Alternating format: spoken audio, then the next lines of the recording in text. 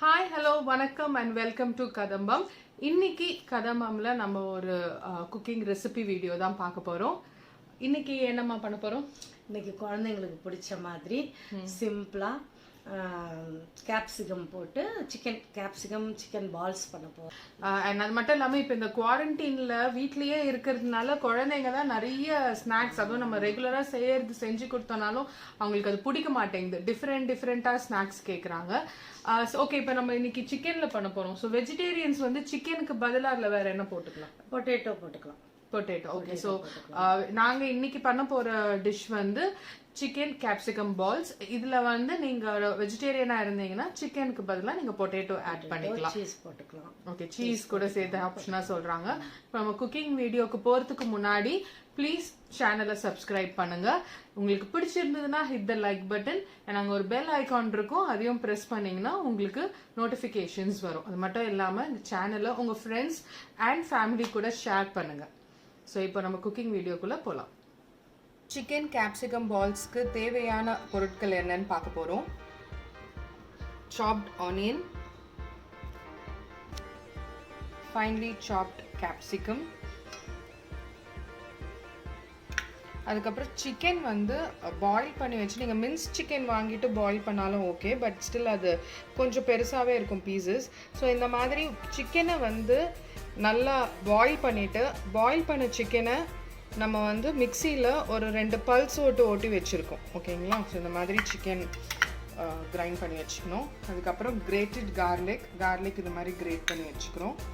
Cornflour, butter, milk, maida, pepper, salt to taste. அதுக்கப்புறம் இந்த balls பண்ணுறதுக்காக நமக்கு கொஞ்சம் பிரெட் ஸ்க்ரம்ஸ், கோட்டிங்காக பிரெட் ஸ்க்ரம்ஸ் வச்சுருக்கோம். ஸோ இதுதான் தேவையான பொருட்கள். இப்போ செய்முறை எப்படின்னு பார்க்கலாம். ஃபர்ஸ்ட் பேன் ஹீட் ஆனதும் நம்ம பட்டர் போடுறோம். இப்போ பட்டர் சூடாயிடுச்சு. நெக்ஸ்ட்டு வந்து அதில் நம்ம சாப் பண்ணி வச்சுருந்த கார்லிக் போடுறோம்.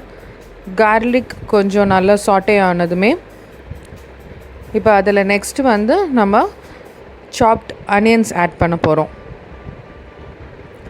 சாப்ட் ஆனியன்ஸ் ஆட் பண்ணியாச்சு.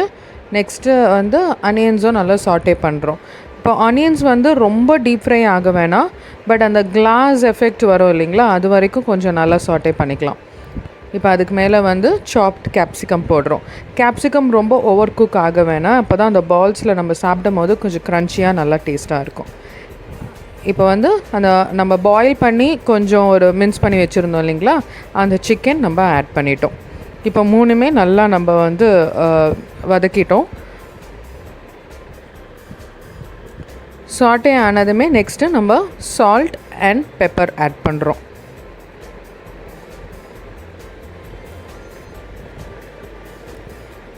சால்ட் அண்ட் பெப்பர் ஆட் பண்ணதுக்கப்புறமா அதில் மைதா ஆட் பண்ண போகிறோம். இப்போ இந்த அளவுக்கு சிக்கன் அண்ட் கேப்சிகம்க்கு நம்ம ஒரு 2 to 3 ஸ்பூன்ஸ் ஆஃப் மைதா தான் போடுறோம்.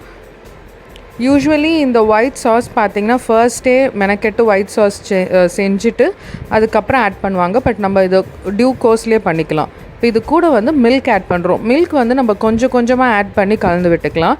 ஏன்னா இப்போ வந்து இப்போ நம்ம ஒயிட் சாஸ் நிறைய இருக்கிற மாதிரி செய்கிறோன்னா அப்போ மில்க் கொஞ்சம் நிறையவே ஆட் பண்ணிக்கலாம். இது நம்ம உருண்டை பிடிக்கணும் இப்போ பால்ஸ்க்காக. ஸோ அதுக்கு நம்மளுக்கு ஒரு கெட்டியான கன்சிஸ்டன்சி தான் தேவை.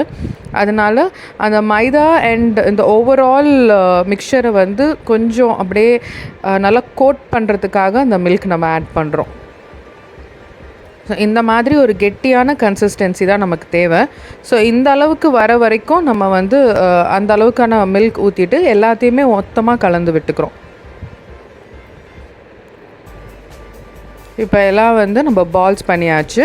ஒரு ஃபஸ்ட்டு கையில் ஒரு உருண்டை பண்ணிவிட்டு அதை வந்து கார்ன்ஃப்ளவரில் நம்ம தண்ணி கலந்து வச்சுருக்கோம் இல்லைங்களா, அதில் டிப் பண்ணிவிட்டு கார்ன்ஃப்ளவர் வாட்டரில் டிப் பண்ணிவிட்டு பிரெட் ஸ்க்ரம்ஸில் போட்டு ரோல் பண்ணி எடுத்துக்கிறோம். நல்லா ரவுண்டட் பால்ஸாக இதை ஃபஸ்ட்டு ப்ரிப்பேர் பண்ணி வச்சுக்கிறோம். ஃப்ரை பண்ண தேவையான அளவுக்கு, அதாவது பால் பிரியாத அளவுக்கு நல்லா கார்ன்ஃப்ளவரில் பிரெட் ஸ்க்ரம்ஸில் கோட் பண்ணி நம்ம எடுத்து வச்சுக்கிறோம். ஸோ இப்போ வந்து பிரெட் ஸ்க்ரம்ஸில் நல்லா எல்லா பால்ஸுமே ப்ரிப்பேர் பண்ணி எடுத்து வச்சுக்கிட்டாச்சு. இதுக்கப்புறம் நம்ம டீப் ஃப்ரை பண்ண வேண்டியது தான்.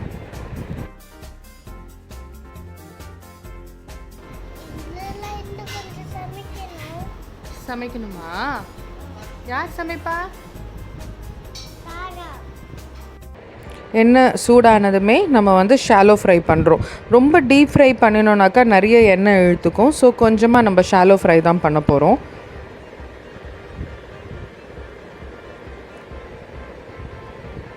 இப்போ இந்த பால்ஸ் நல்லா ஃப்ரை ஆயிடுச்சு. அவ்வளோதான். இப்போ நம்மளுக்கு சுட சுட கேப்சிகம் சிக்கன் பால்ஸ் ரெடி ஆயாச்சு. இதை நம்ம பிளேட்டில் வச்சு சர்வ் பண்ண வேண்டியது தான். கேப்சிகம் சிக்கன் பால்ஸ் நிஷிக்கு சர்வ் பண்ணியாச்சு. சாரும் சாப்பிட்டுட்டு அவருடைய $1 million ரியாக்ஷன் கொடுக்குறாரு. ஏன்னா வியூவர்ஸ், சிக்கன் கேப்சிகம் பால்ஸ் ரொம்ப ஈஸியாக ஸ்விஃப்டாக பண்ண மாதிரி இருந்துச்சா? Please do try it at home. And உங்களுடைய ஃபீட்பேக்கை எங்களுக்கு கண்டிப்பாக கீழே கமெண்ட் செக்ஷனில் போஸ்ட் பண்ணுங்கள். ஸோ நெக்ஸ்ட் டைம் இன்னும் வேற ஒரு இன்ஃபர்மேட்டிவான வீடியோவோட நாங்கள் வந்து உங்களை சந்திக்கிறோம். Until then, it's bye from Tara and Jeevitha. Bye-bye.